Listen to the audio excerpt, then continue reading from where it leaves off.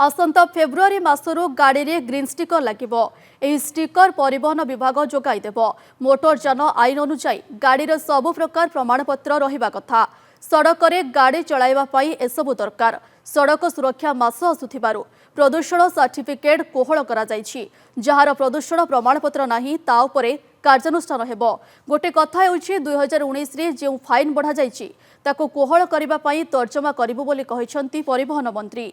नुआ गाड़ी को भी प्रदूषण प्रमाणपत्र मिलुछि, पुराना को भी प्रदूषण प्रमाणपत्र मिलुछि, जहार तर्जमा कराजिबो बोली कहिसंती मंत्री। जो भली भावे मोटर व्हीकल एक्ट 1988 कार्यकारिता पाई ये बलवत्तर आईन थिला जे पॉल्यूशन सर्टिफिकेट दरकार, इंश्योरेंस टी दरकार एवं फिटनेस टी दरकार गाड़ीटा चलने को।